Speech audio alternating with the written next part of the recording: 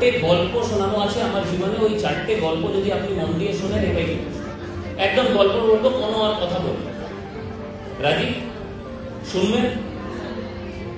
প্রথম গল্প, জেলা শাসক হচ্ছে কনফিউজ লোক।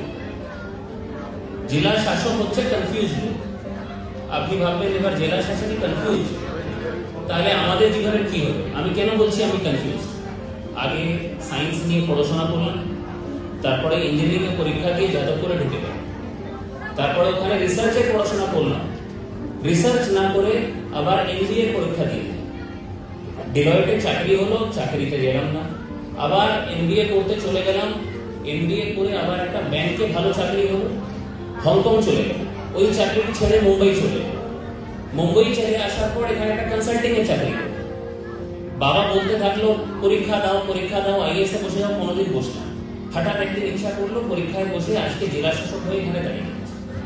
তো আমার মতো লোক যদি কনফিউজ থাকতে পারে জীবনে, তাহলে আপনারা যদি একটু কনফিউজ থাকেন যে সায়েন্স নিয়ে পড়বো কি আর্টস নিয়ে পড়বো কি কমার্স নিয়ে পড়বো কি পড়বো, এটা কোনো বড় ব্যাপার না। সব বড় মানুষ জীবনে কনফিউজ থাকে। কোনোদিন এটা নিয়ে চিন্তা করবেন না যে আমি বুঝতে পারছি না আমি জীবনে কি করবো।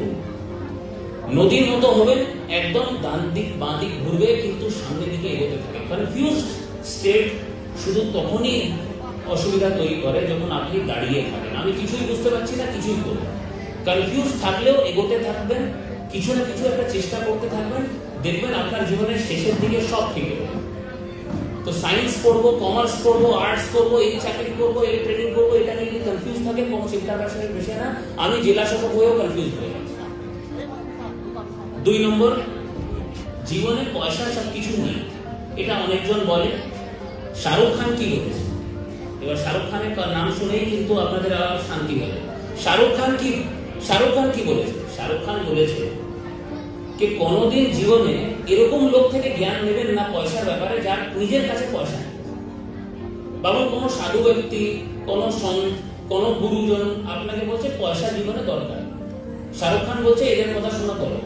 শাহরুখ খান বলছে আগে জীবনে পয়সা বানাও, তারপরে বুঝো, অর্জন করো, তারপরে বুঝো পয়সার দরকার আছে কিনা। তা আপনি বলবেন তাহলে আপনি কেন বলছেন? আপনি তো পয়সাওয়ালা লোক না, সরকারি স্যালারি আমরা জানি, খুব অল্প পয়সা।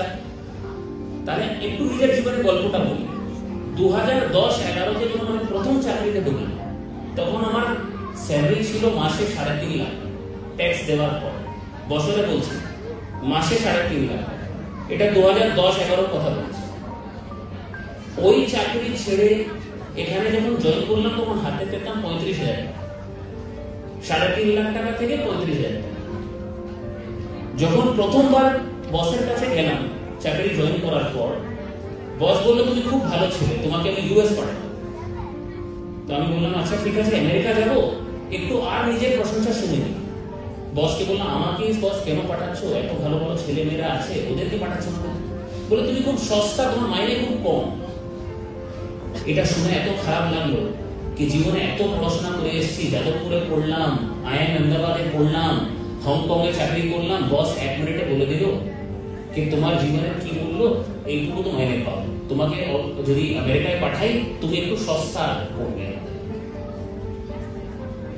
মানে এখানকার স্যালারি কম, ওখানকার স্যালারি ডলারের থেকে অনেক বেশি পাওয়া যায়। খুব খারাপ।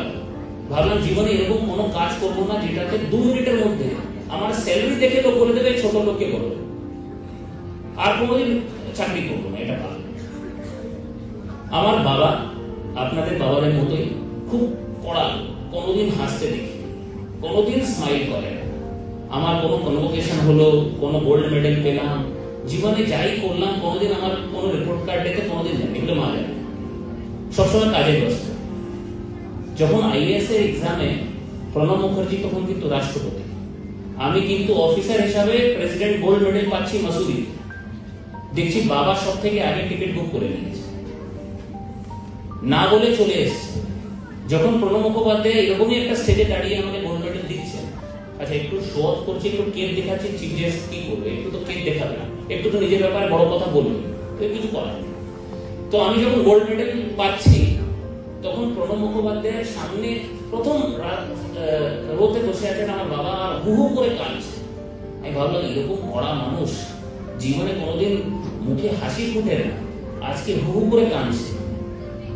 এটা এটা জীবনে ভাবলাম যে হ্যাঁ এই চাকরিটাই হচ্ছে যেটার থেকে বেশি আর মা বাবাকে গর্বিত করতে পারবে। সেই কারণে সবসময় পয়সার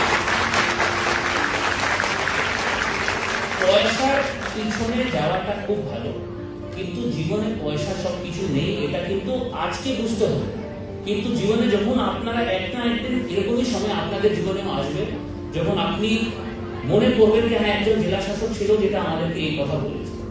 এটা একটু মনে রাখবেন, পয়সা জীবনে সবকিছু নেই, অনেক জিনিস আছে যেটা নিয়ে আপনাদেরকে কাজ করতে হবে। 3 নম্বর, ভ্যারাইটি, জীবনে বৈচিত্র্য। আপনি যখন খাওয়া দাওয়া করেন একটু মিষ্টি, একটু নুন, একটু জল, একটু সালাদ, সব রকম জিনিস মিশিয়ে খান। যখন পড়াশোনা করেন দেখবেন আপনাদের স্কুলে দিনে যে টাইম টেবিল ওর মধ্যে geography, history, games period, PT এসব মিলিয়ে মিশিয়ে দেওয়া। কিন্তু যখন পড়াশোনা করতে বসেন বা জীবনে কোনো কোর্সে যান বা কোনো চাকরি করেন তখন আপনারা ভাবেন না এই একটাই কাজ করুন। জীবনে বৈচিত্র্য বা ভ্যারাইটি কোনোদিন অফ করতে করবেন। আমার জীবনটা দেখুন, আমি কেন আপনার মধ্যে দাঁড়িয়ে এই গল্পগুলো বলতে পারছি। যখন চাকরি জয়েন করলাম এলওসি তে গান নিয়ে একটা 10 দিন ডিউটি করেছি, এই আইএসএর চাকরি। সাবমেরিনের ভিতরে ঢুকে একটা মিটিং করেছি, ফাইটার জেটে উঠেছি, কোভিড এর সময় হসপিটালে ডিউটি করেছি, গ্রামগঞ্জে গিয়ে শিশুদের সঙ্গে বসেছি, একটা তারামণ্ডলও বানিয়েছি, একটা বাচ্চাদের স্কুলও বানিয়েছি। এই যে বৈচিত্র্য, কোনোদিন মনে হয় না আমার কি সকালে অফিস যাওয়ার মানে আর যে সোমবার আজকে অফিস যেতে হবে, আজকে আবার স্কুল যেতে হবে, কেন রোজ নতুন একটা জীবনে করার মতো কিছু আছে। সেই কারণে আমার প্রাইভেট সেক্টর বা যারা প্রাইভেট চাকরি করে তারা সবসময় এটাই ভাবে সোমবার গিয়ে আবার বসে গাল যেতে হবে, আবার অফিস যেতে হবে। আপনারা জীবনে পড়াশোনা করুন বা যেই ক্যারিয়ারটাই হোক, জীবনে এই বৈচিত্র্যটা, খেলাধুলা, একটু নতুন কিছু করা, জীবনে এই ভ্যারাইটিটা কিন্তু রাখবে, না হলে জীবনটা বোরিং হয়ে যাবে। আর আপনার মনে হবে এই চাকরি করার জন্য করছি, পড়ার জন্য করছি। একটু এই জিনিসটা মাথায় রাখবেন। 4 নম্বর লাস্ট গল্প, আর বড় করবো না। বাংলার জন্য কাজ করো। বাংলার জন্য কাজ করা মানে এই যে আমার মতো আইএস অফিসার বা সভাপতি সাহেবের মতো নেতা হতে হয়ে যেতে হবে এইটা। আমি কোন বাংলার কথা বলছি, একটা গল্প আপনাকে বলি। আমি একদিন এমনি জেলায় বেরোলাম টয়লেট গুলো ঘুরতে, কি সবাই টয়লেট ব্যবহার করছেই করছে।